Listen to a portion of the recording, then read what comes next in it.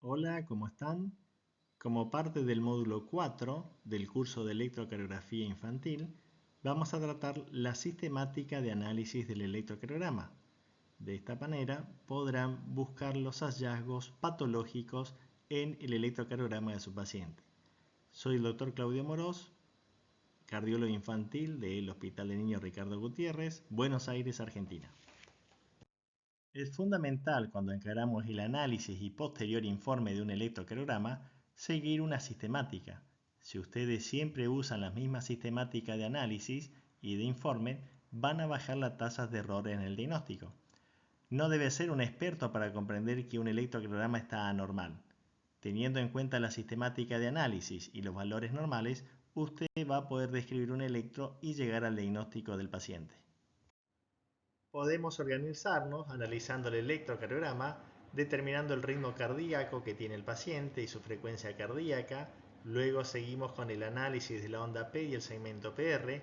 Luego el análisis del QRS. Le sigue el análisis del ST, la onda T. Y con todos los datos obtenidos, dar las conclusiones en el análisis del electrocardiograma de este paciente. Cuando observo un electrocardiograma, lo primero que debo investigar es el ritmo cardíaco. Como muestra el cuadro, este puede ser regular o irregular, puede ser rápido o lento o normal, pero debo determinar si el paciente está en ritmo sinusal, es decir, que cada onda P normal le sigue un QRS o es un ritmo no sinusal. La onda P no es normal y le puede seguir o no un QRS. Noten también que el ritmo, que es sinusal, también puede ser regular, parejito, puede ser irregular cuando hay arritmia sinusal respiratoria, puede ser rápido cuando hay taquicardia sinusal, o puede ser lento cuando hay bradicardia sinusal, o tener una frecuencia cardíaca dentro del parámetro normal entre 60 y 90. Los ritmos no sinusales también pueden ser regulares, como el ritmo auricular bajo, el aleteo con pasaje estable 2-1 o 3-1, o pueden ser irregulares, como la fibrilación auricular. También pueden ser rápidos o lentos, o tener una frecuencia cardíaca dentro de lo normal. Recordemos que el papel que se utiliza para el electrocardiograma tiene dos ejes, uno horizontal y otro vertical. En el eje horizontal sirve para medir el tiempo y en un electrocardiograma a una velocidad estándar de 25 milímetros por segundo, cada milímetro o cada cuadro pequeño equivale a 0,04 segundos o que es lo mismo a 40 milisegundos. Dado que un cuadrado grande está compuesto por 5 cuadrados pequeños, su valor va a ser de 0,20 segundos o 200 milisegundos. Este eje se utiliza en la interpretación y lectura del electrocardiograma, por ejemplo, para calcular la frecuencia cardíaca. El eje vertical sirve para medir el voltaje de la corriente eléctrica, es decir, que mide la amplitud de la corriente eléctrica del corazón. Su unidad de medición está expresada en milivolts y cada 10 milímetros o cada 2 cuadrados grandes que equivalen a 1 milivolt. Es decir, que cada cuadradito pequeño de 1 milímetro de altura equivale a 0,1 milivolt y que cada cuadrado grande, es decir, 5 milímetros, equivalen a 0,5 milivolt. El electrocardiograma normal, el estándar para hacer un electrocardiograma, son 10 milímetros de altura y el papel corriendo a una velocidad de 25 milímetros por segundo. Esta guardia griega es lo que debo mirar al inicio de cada derivación para saber qué velocidad y qué voltaje utilizaron para hacer el electrocardiograma. Aquí vemos un electrocardiograma normal. El estándar para hacer el electrocardiograma son 10 milímetros de altura y el papel corriendo a una velocidad de 25 milímetros por segundo. Esta guarda griega es la que debo mirar al inicio de cada derivación para saber qué velocidad y qué voltaje utilizaron para hacer el electrocardiograma. En el trazado de arriba puedo ver una guarda griega que nos dice que los complejos que vemos se realizaron con un estándar de 10 milímetros y esto es igual a 1 milivolt. Y en el trazado inferior nos dice que los complejos están representando la mitad del estándar, es decir, 5 milímetros, y esto es igual a 0,5 milivolt. Esto es muy útil cuando tengo ondas del electrocardiograma que superan el ancho del papel y quiero observar su morfología sin amputaciones de las ondas. Ahora, si miramos el eje horizontal, vamos a estar evaluando la velocidad de inscripción del electrocardiograma. Y arriba pueden ver un trazado que corre a 25 milímetros por segundo. y siempre en el papel queda inscrita la velocidad de ejecución del electrocardiograma, como pueden ver en el ejemplo. Abajo es una tira de electrocardiograma realizada a 50 milímetros por segundo, como lo muestra la inscripción en el papel, y esto es muy importante a tener en cuenta cuando vean un nuevo engrosamiento del QRS que el paciente no tenía.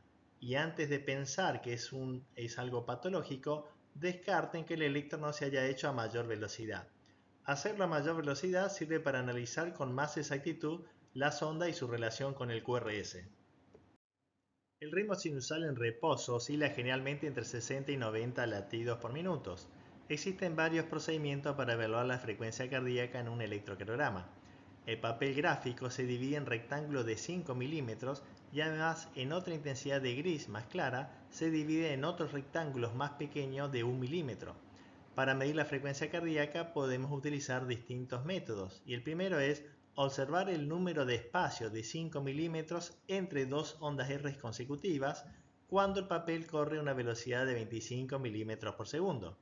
Sabiendo que cada 5 milímetros la frecuencia va a ser de 300, 150, 100, 75, 60 como muestra el gráfico, entonces donde caiga la segunda R me va a decir la frecuencia cardíaca del paciente. La otra es observar la cantidad de ciclos RR que se presenta en 6 segundos. Recuerden que cada 5 espacios de 5 milímetros esto es igual a 1 segundo. Y tenemos que multiplicar ese número por el 10 y esto nos da la frecuencia cardíaca y esto es un muy buen método cuando hay presencia de arritmia. Otra forma es medir cuántos cuadraditos hay entre una R y R y dividimos 1500 por este número de cuadraditos y nos va a dar la frecuencia cardíaca. Y finalmente, el último método es utilizar una regla de medición del electrocardiograma donde se hace coincidir la parte inicial con la R inicial y la segunda R, como ven ahí, les va a indicar en la escala qué frecuencia cardíaca tiene el paciente. Es importante conocer cuál es la frecuencia cardíaca normal y esto varía según la edad y en esta tabla pueden ver el rango de frecuencia cardíaca y la frecuencia cardíaca media, de acuerdo a la edad del paciente. Recordando que en el adulto podemos decir que está entre 60 y 90 latidos por minuto. Pasemos ahora al análisis de la onda P y esta onda P puede ser positiva, puede ser aplanada, picuda, bimodal, puede ser negativa, incluso puede ser bifásica, es decir, tener una porción positiva y una porción negativa. Algunos la llaman plus-minus. Debemos calcular el eje de la onda P para saber primero que nada si el ritmo es sinusal, porque la onda P puede nacer arriba a la derecha y va a tener un eje de peri60 y esto es sinusal, o puede nacer arriba y a la izquierda y va a tener un ángulo de 120 grados, o puede nacer abajo y ser un ritmo auricular bajo de aurícula derecha o de aurícula izquierda, como veremos. En esta tabla se describen los distintos tipos de origen del impulso auricular considerados en grados de 0 a 360 y entre 0 y 90 es sinusal, entre 90 y 180 nace la porción superior de la aurícula izquierda, entre 180 y 270 de la porción inferior de la aurícula izquierda y entre 270 y 360 de la porción inferior de la aurícula derecha. Estos dos últimos son ritmos auriculares bajos que generan onda P negativa en la cara inferior. Pero si usted no sabe sacar el eje, tenga en cuenta lo siguiente. Mire primero de 1 y vea que la onda P sea positiva. Mire luego a BF y vea también que la onda sea positiva. Con estos datos ya sabemos que el eje de la P está entre 60 y 90 grados y el ritmo es sinusal. Pero si quiere más exactitud, fíjese en la derivación que tiene el mayor voltaje de la onda P y en este caso es de 2. Esto nos dice que la onda P está cercana a los 60 grados. También se puede dar el caso que la onda P sea positiva en D1, pero cuando van a ver la cara inferior de 2, D3 y ABF, la onda es negativa. Entonces aquí el ritmo no es sinusal, es un ritmo que se denomina auricular bajo, porque viene de la parte baja de la aurícula y el estímulo eléctrico va hacia arriba y por eso la cara inferior lo ve como negativo. Como parte del análisis de la onda P, también debemos medir el intervalo PR que se puede encontrar normal para la edad, corto o prolongado. Cuando está corto me debo fijar siempre si el ritmo es sinusal o si no lo es. Con ritmo sinusal y PR corto, debemos corroborar si hay una onda delta o empastamiento inicial del QRS y estaremos ante presencia de un Wolff-Parkinson-White, como pueden ver acá en la figura. Si no tiene la onda delta y solamente tiene un PR corto, son situaciones mucho más benignas. Pero ¿qué pasa si el PR está corto y tenemos un ritmo no sinusal? En este caso son situaciones que se pueden presentar, por ejemplo, en un ritmo auricular bajo, donde la onda P se ve negativa en la cara inferior, y acá ven el ejemplo de 2 y de 3 negativo, pero este no es el PR de un ritmo sinusal, entonces no tiene validez. Vamos a considerar válido el valor del PR cuando el paciente esté en ritmo sinusal. Y finalmente veremos la prolongación del PR. Esta puede ser fija, como en el bloqueo AB de primer grado, o puede ser progresiva, como se presenta en el bloqueo de segundo grado tipo Wenckebach, donde el PR se va alargando hasta que una de las ondas P es bloqueada y no conduce. Como todo segmento, el segmento PR y el segmento ST deben ser isoeléctricos, pero existe el supradesnivel del segmento PR y, como pueden ver en este ejemplo, se presenta en ABR. Y si bien es algo muy inusual de ver, es casi patognomónico de la presencia de pericarditis aguda. Esta tabla nos muestra los límites inferiores y superiores del PR de acuerdo a la edad.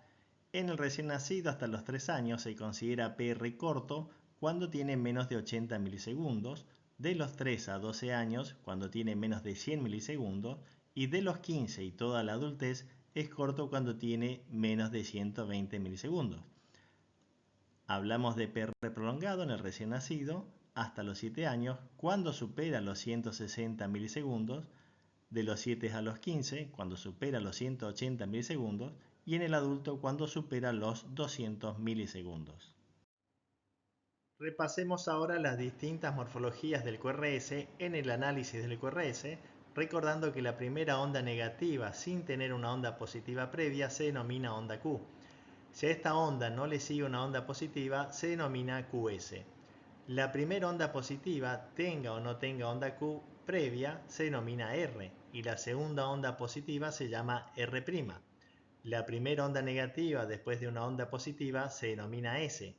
Las ondas se describen con letra minúscula cuando son pequeñas y con letra mayúscula cuando son grandes. También debemos describir si las ondas son melladas o tienen muesca, y si la onda R o la onda S tiene más de 3 muescas se denominan QRS fragmentado. Cuando analicen el QRS, fíjense en su duración. Esta puede ser estrecho de 80 milisegundos, y esto es normal, o puede tener un ensanchamiento entre 80 y 120, y acá están los bloqueos incompletos de primer grado de la rama izquierda o derecha, y finalmente están los QRS muy ensanchados, que tienen más de 120 milisegundos, y acá están los bloqueos completos de rama, que puede ser derecha o izquierda, pero también puede ser por trastornos hidroelectrolíticos como la hiperpotasemia. Cuando miramos el QRS, una de las cosas importantes que debemos calcular es su eje. De esta manera sabré si la actividad eléctrica ventricular se dirige correctamente o si está desviada, generando una desviación a la derecha o a la izquierda. También es importante para el diagnóstico de los hemibloqueos, porque recuerden que dependía de su eje. En esta tabla pueden ver el valor promedio del eje y su rango de acuerdo a la edad del paciente. En el adulto el eje normal es entre 0 y 90 grados. Claro que hay ejes que pueden estar fuera de este cuadrante y pueden ser variante de lo normal de acuerdo a la constitución del paciente. Analicemos ahora el ST, y con respecto al ST debemos observar si hay supradesnivel, infradesnivel o si está isoeléctrico. En un electro normal el ST es isoeléctrico, pero puede haber un supra-LST de B1 a B4 en adolescentes deportistas, que se denomina repolarización precoz, y esto debo informarlo. Cuando analizamos el infradesnivel, solamente el de tipo ascendente es normal y se ve mucho en el ejercicio, frecuentemente en las ergometrías, pero si es horizontal o descendente, este infradesnivel del ST ya no es normal. Cuando miro el segmento ST, no solo debo ver si está desnivelado o no, sino también qué duración tiene. Si bien no existen valores de normalidad, puedo observar la relación que tiene con el QRS y la onda T, y así puedo inferir que está normal, acortado o alargado. Arriba vemos un ejemplo de CT acortado, cuando la onda T comienza inmediatamente luego del QRS, como la hipercalcemia. En el centro pueden ver un ST normal, que puede tener de largo la misma distancia que el ancho de la onda T. Y abajo un ejemplo cuando está alargado, y noten la gran distancia que hay entre el QRS y la onda T, como en el síndrome de QT tipo 3. Acá vemos un electrocardiograma con un ejemplo de repolarización precoz en un jugador basquetbolista de 20 años. Noten cómo el punto J y el ST están elevados en las precordiales, con una muesca donde están marcando las flechas negras. Cuando analizamos la onda T, debo mirar la onda T y contrastar su morfología dependiendo de la derivación, y la única derivación del adulto que siempre va a tener una T negativa es ABR. Recuerden que la onda T siempre tiene la polaridad del QRS por la isquemia fisiológica del endocardio, que permite que la repolarización se inicie primero en el epicardio. Pero si la onda T es picuda, como la imagen de arriba, esto es anormal y corresponde a una hipercalemia en su fase inicial, pero también puede ser negativa, y los únicos casos de T negativa en precordiales de B1 a B3 que es normal es el patrón juvenil. Este es un electrocardiograma con T negativa de B1 a B3 en un atleta de 12 años sin historia de muerte súbita familiar, considerado patrón juvenil, y es un patrón absolutamente normal. Siempre midan el QT del electrocardiograma porque es una medición muy sensible y que puede diagnosticar patología que ocasiona muerte súbita, ya sea por prolongación o por su acortamiento. El QT puede estar prolongado, y arriba vemos los tres tipos de QT prolongados, el 1, el 2 y el 3, siendo el más peligroso el tipo 3. Abajo está el QT corto, que si usamos los puntos de corte de la Sociedad de Ritmo Cardíaco de 330 milisegundos o los de Seattle de 320 milisegundos, la prevalencia es muy baja, es del 0,2 al 0,1% de la población estudiada. Y en el centro vemos un paciente con QT normal. En las guías europeas de taquicardia ventricular del 2022, y acá arriba está la cita donde pueden buscarla, pueden ver los tres tipos de síndrome de QT prolongado, el tipo 1, el 2 y el 3, y también les trae un score para definir QT largo. El panel de expertos dice que con un QT mayor o igual a 480 ya tenemos el diagnóstico, porque supera los 3 puntos que pide el score. Si el paciente tiene antecedentes de síncope o arritmia ventricular, con más de 4 o igual a 460 es suficiente para confirmar el diagnóstico. Y un QT en hombres mayor o igual a 450 pero menos de 460 otorga un punto. Y si por otros antecedentes que se consignan en este core el paciente supera los 3 puntos, también es un síndrome de QT prolongado. Es decir, que arriba de 450 milisegundos de QT corregido ya deben considerar descartar el diagnóstico de síndrome de QT largo utilizando dicho score. Todo electrocardiograma informado debe tener una conclusión para el médico que va a leer el informe. Si es normal, debemos concluir ritmo sinusal conservado, describir características de normalidad como repolarización precoz, patrón juvenil de la onda T, T negativa, pero si es anormal debemos aclarar las alteraciones del ritmo que tiene, si tiene alteraciones o sobrecargas en las aurículas o los ventrículos, si hay lesión, isquemia o necrosis y a qué cara corresponden, si hay arritmias concomitantes o bloqueos AB, y si presenta QT patológico. Con esto hemos terminado esta charla. Muchas gracias por su atención.